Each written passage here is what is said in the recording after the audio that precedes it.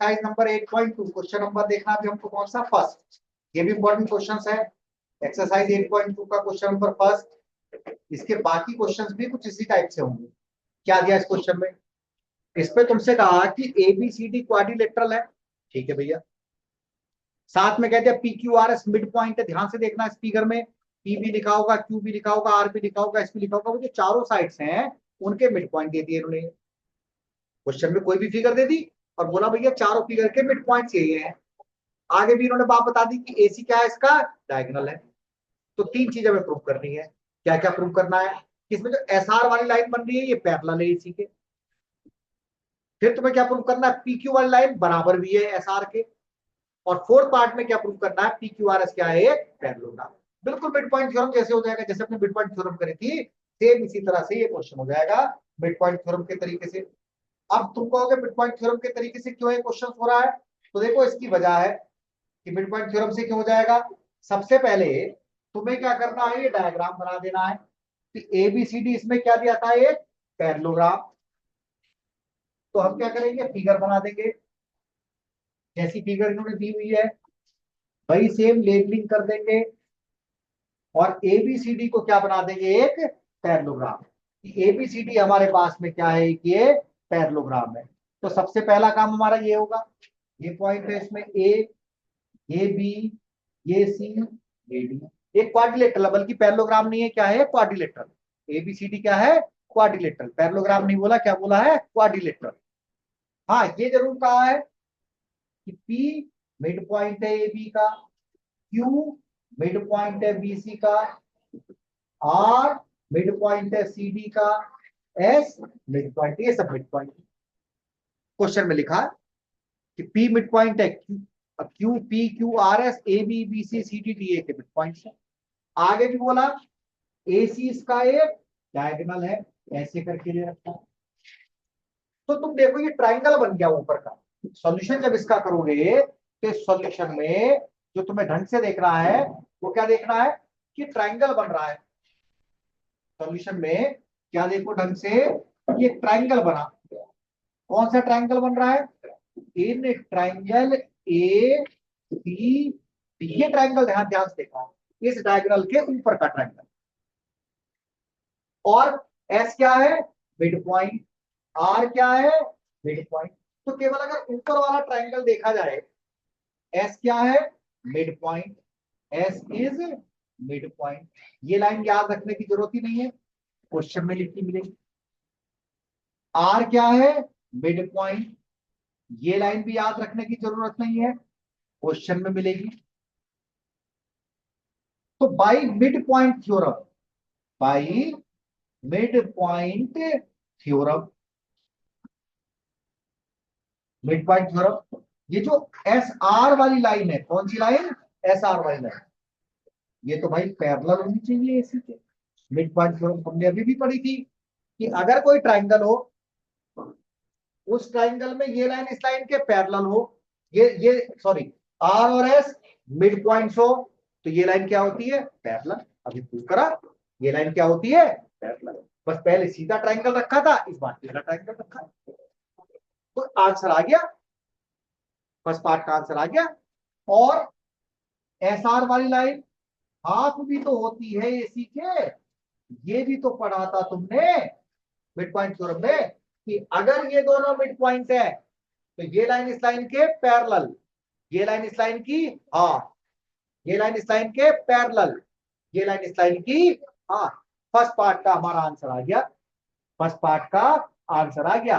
तुम कहोगे first part का आंसर कैसे पता चला? तो देखो दिया हुआ है बुक में, फर्स्ट पार्ट देख लो ढंग से। ये तो दिया है फर्स्ट पार्ट, एस आर किसके पैरेलल लानी है? एसी के आगे। एस आर किसके हाफ लानी है? एसी के आगे। क्यों हो गया ऐसा? क्योंकि हमें क्या करना था? मिड पॉइंट दे रखे थे। तो ये पार्ट फर्स्ट इसके सामने लिखेंगे, पार्ट फर्स्ट। हमने क्या करा? इस पार्ट फर्स्ट को प्रूव कर दिया। अब अगर हम इसी थ्योरम का नेक्स्ट पार्ट देखें, नीचे वाला ट्राइंगल देखें, कौन सा ट्राइंगल देखें? नीचे वाला ट्राइंगल कौन सा बन रहा है नीचे? In triangle A B C. ये बन रहा है इस डायगोनल के नीचे ए बी सी। इस डायगोनल नीचे कौन सा ट्रायंगल बन रहा है? A B. अब पी के बारे में क्या पता हमको?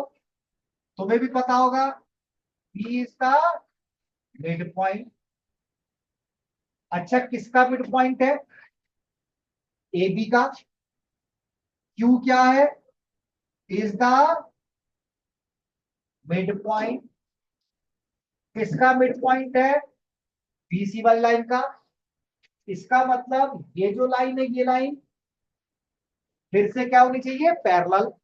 और क्या होनी चाहिए? हाफ। क्या होनी चाहिए? पैरेलल। और क्या होनी चाहिए? हाफ। कौन सी वाली लाइन की बात कर रहे हैं? पी क्यू वाली लाइन की बात कर रहे हैं। पी क्यू क्या है? पैरेलल। किसके पैरेलल? एसी के। एस एस क्यों? पी क्यू पैरेलल एसी के। पैरेलल एसी के सामने वाला लाइन के पैरेलल, ट्राइंगल तो ये था। और पी क्यू क्या है? हाफ। किसके हाफ है? एसी के। इसी के तो हाफ होगी सामने वाली लाइन के। ये जो ट्राइंगल बन रहा था, इस वाले ट्राइंगल की बात कर रहे हैं हम, इस वाले ट्राइंगल। और बाकी को मत देखो, केवल इस ट्राइंगल को देखना है। ये मिड पॉइंट, ये मिड पॉइंट, तो ये लाइन इसके पैरेलल। हाँ, तो हमारे पास में दो कंडीशन आ गई। एस आर वाली लाइन भी एसी के पैरेलल है, पी क्यू वाली लाइन भी एसी के पैरेलल है। एस आर वाली भी एसी के पैरेलल है, पी क्यू वाली भी एसी के पैरेलल है। ये मान लो इक्वेशन फर्स्ट, और ये मान लो इक्वेशन नंबर सेकंड। हम क्या कह रहे हैं इक्वेशन फर्स्ट में? कि एस आर वाली लाइन किसके पैरेलल है? एसी के। हम सेकंड में क्या बोल रहे हैं? पी क्यू वाली लाइन किसके पैरेलल है? एसी की। हम कह रहे हैं फर्स्ट में एस आर वाली लाइन, एस आर वाली लाइन पैरेलल है किसके? एसी के। फिर हम क्या कह रहे हैं? एसी वाली लाइन किसके पैरेलल है? पी क्यू के। यानी कि एस आर और पी क्यू, इन दोनों को ही पैरेलल बोला जा सकता है जब तीनों लाइन आपस में एक दूसरे के पैरेलल है। हम फर्स्ट पार्ट में क्या कह रहे हैं? एस आर हाफ है एसी के। फर्स्ट पार्ट में हम क्या कह रहे थे? कि जो एस आर है वो हाफ है एसी के।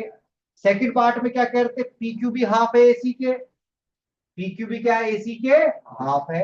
इसका मतलब एस आर भी half of AC, P Q भी हाफ ऑफ एसी।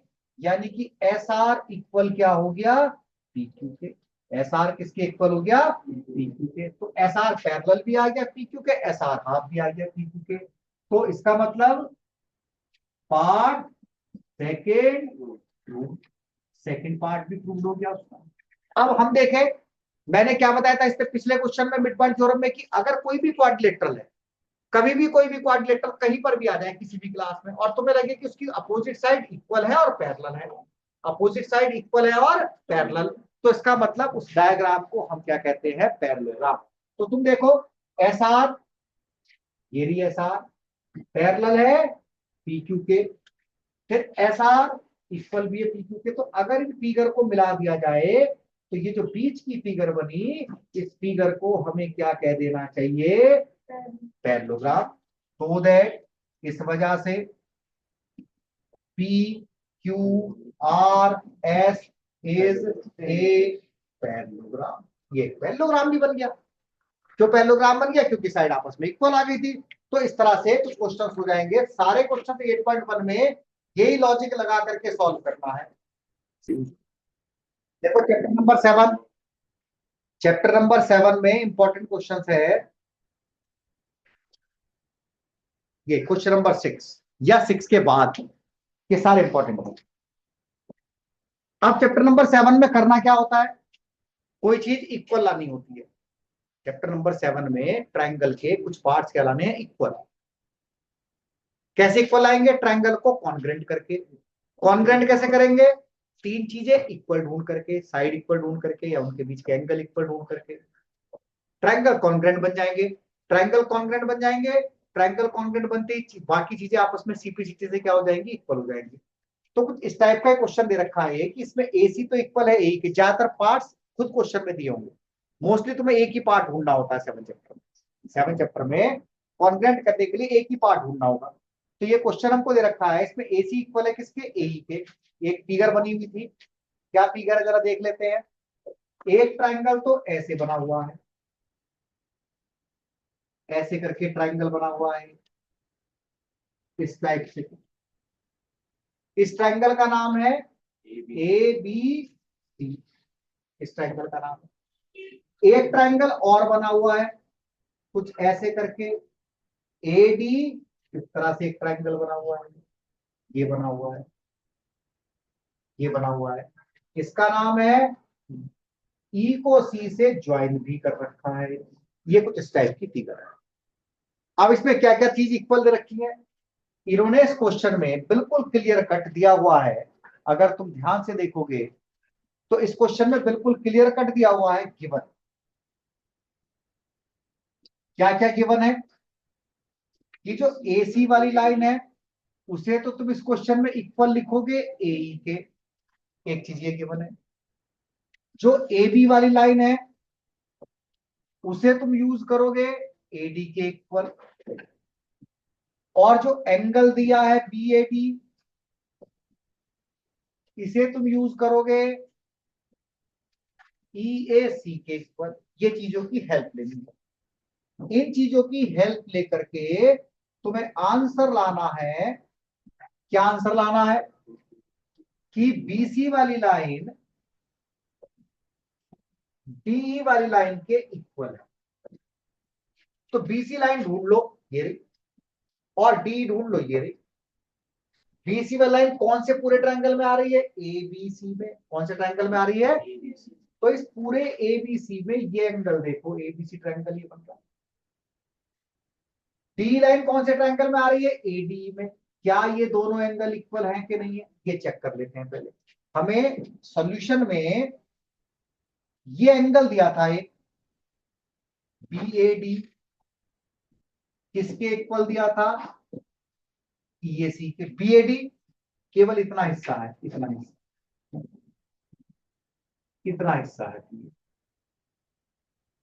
ये हिस्सा है, ये इक्वल दे रखा है। EAC इतना हिस्सा है, इतने हिस्से के इक्वल दे रखा है। ध्यान से फिगर में देख लो, EAC ये वाला पार्ट, इतना वाला पार्ट हमको इक्वल दिया है इतने वाले पार्ट के। हमें चाहिए था पूरा एंगल, पूरे ट्रायंगल पूरा एंगल आ रहा है, ये हमें इक्वल दिया हुआ नहीं है। तो जो बीच का हिस्सा बचा, ये वाला जो बीच का हिस्सा बच रहा है, ये वाला, ये वाला, ये वाला, ये ट्रायंगल वाला हिस्सा, ये जो मैंने शेड कर दिया, इस हिस्से को ऐड कर दो इन दोनों साइड। इसमें भी ऐड कर दो, पूरा बन जाएगा। ऊपर वाले में भी ऐड कर दो, पूरा बन जाएगा। तो इस क्वेश्चन में क्या करना है, ऐड करना है हमको एंगल BAC बोथ साइड्स। अब ऐड कैसे करेंगे, एंगल BAD लिखेंगे, उसमें ऐड करेंगे DAC इक्वल, एंगल EAC लिखेंगे, उसमें ऐड करेंगे हम BAC। BAD में जब DAC ऐड करा तो क्या बन गया, एंगल BAC। इधर क्या बन गया, एंगल EAD। ये दोनों एंगल हमारे पास में क्या हो गए, अब इक्वल हो गए। अब ये इक्वल होने से में फायदा हुआ कि हम क्या कर सकते हैं, ये जिस ट्रायंगल में आ रहे हैं उस ट्रायंगल को हम कॉन्ग्रुएंट कर सकते हैं। कौन कौन से ट्रायंगल में आ रहे हैं, जिन ट्रायंगल की वो साइड हमको लानी थी। अब हम क्या करेंगे, इन ट्रायंगल को लेना शुरू करेंगे। इन ट्रायंगल, कौन सा ट्रायंगल है, ABC, एंड दूसरा ट्रायंगल ADE। जरा इनकी तीन चीजें एक पर ढूंढते हैं।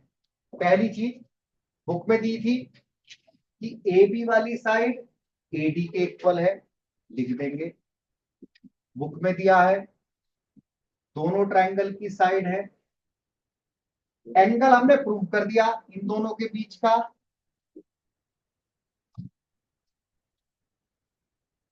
प्रूव करा है हमने अभी।